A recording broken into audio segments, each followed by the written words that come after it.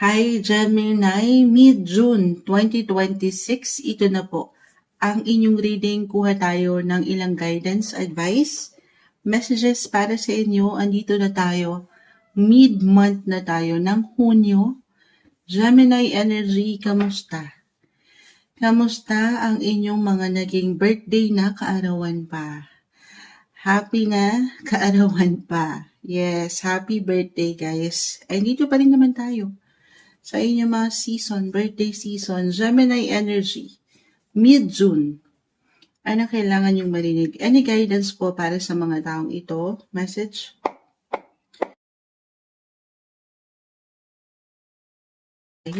Messages?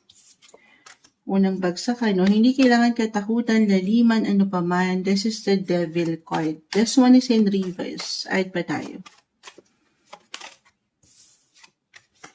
9 of Wands.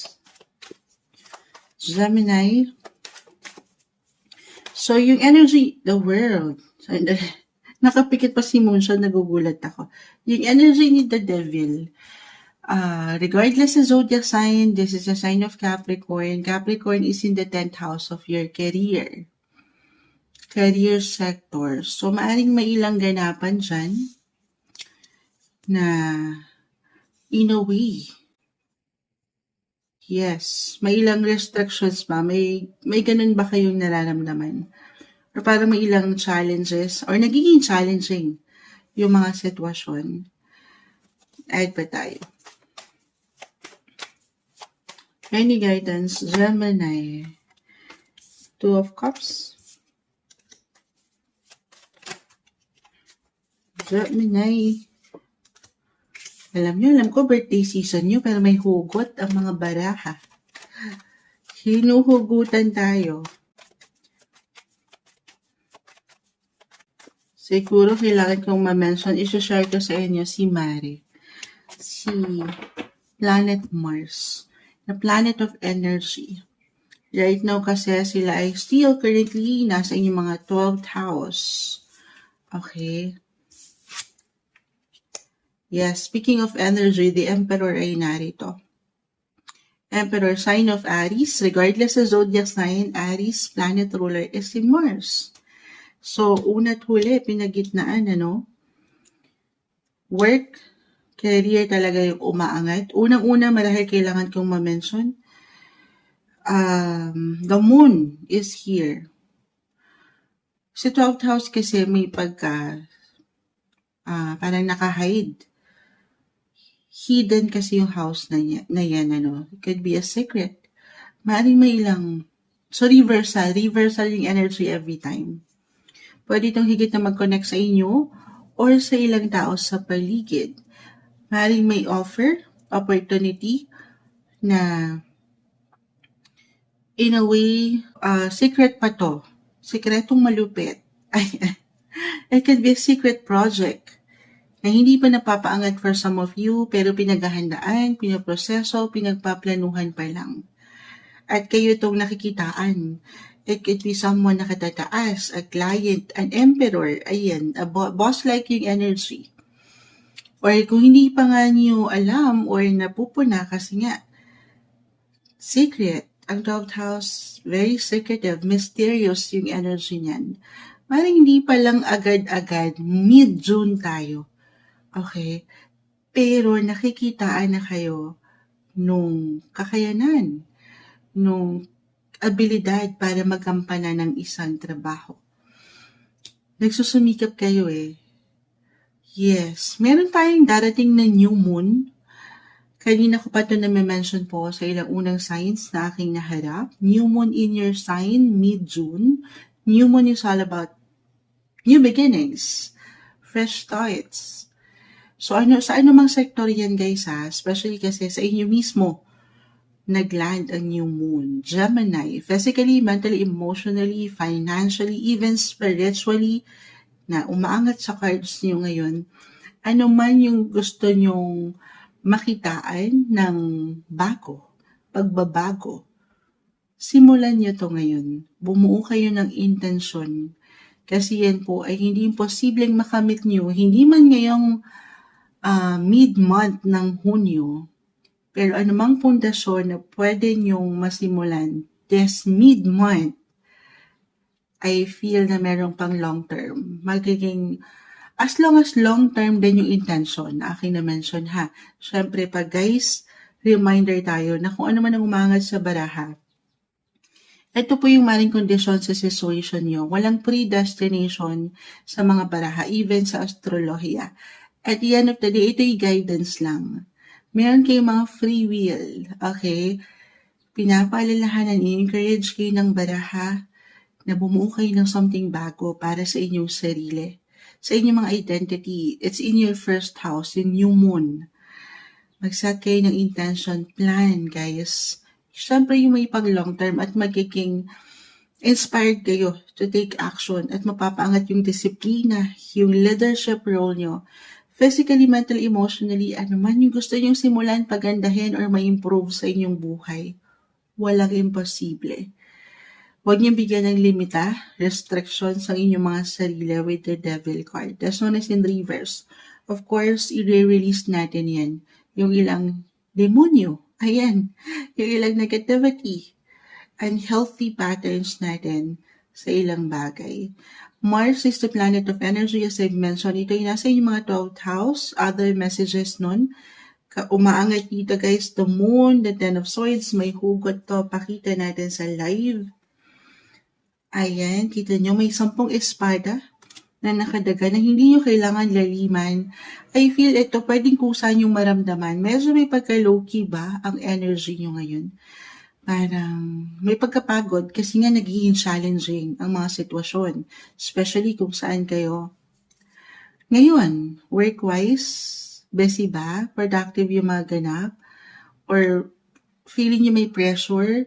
Yan po hindi nababaliwala ha. Pero una't huli, it's okay to pause, rest, recharge your batteries.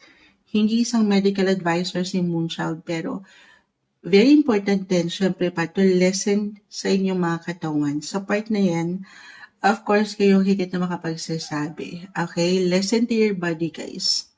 At sa inyong mga intuition na rin. So, reversal ang energy nakikitaan natin. Ito, someone emperor. It could be a professional, a mentor, a guide. Ano mang pinagdadaanan nyo, physical, mental, emotional, financial, even spiritual, get some help. Okay? Hindi kayo nag-iisa. Kahit sa simpleng opinion, get more information, connect, communicate. Lalo kung meron talaga kayong pinagdadaanan na ngayon na hindi ganun kagaanan. Or physically, halimbawa, medyo nananakit ng kasukasuan. Kasukasuan talaga, Moonchild. Kung magkatao lang tayo, napapagod tayo. So, huwag niyong babaliwalain. Magandang pagkakataon na mabigyan diin, okay? Mabigyan diin ang inyong sarili. Paano niyo magagampanan yung ilang obligations sa buhay kung kayo mismo ay pagod na? Kasi nakikita ko rito yung security, stability na gusto niyo ring ma-achieve sa tahanan, pamilya, lalo kung kayo mga breadwinners, providers, na ang ganda, pero take some time off, okay, para makapag-rest ka. Si 12th house, Mars, planet of energy, guys. 12th house, maring maging private kayo, low-key ang pakiramdam na kakailanganin nyo ng pahinga. Okay? Ganun po yung enerhiya na aking nakikita sa ilang baraha. Other messages, kung hindi yun mag-connect, maybe ito rin yung message for couples, love relationship naman tayo. Meron ako nakikita ang secret.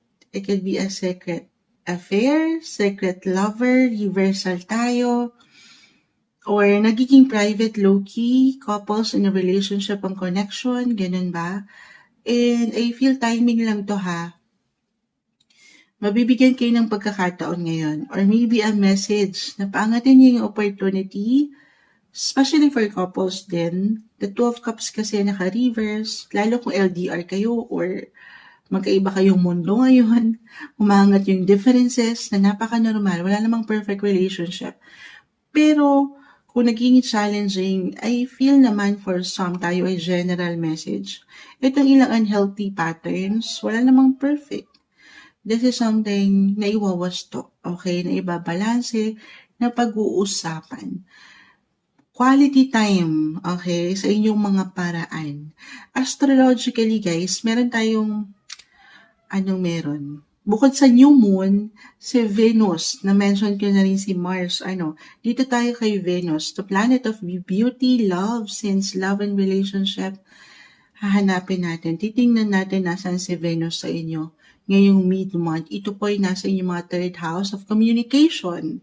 Have a heart-to-heart conversation, meaningful conversation sa mga taong mahal mo, mahalaga sa'yo.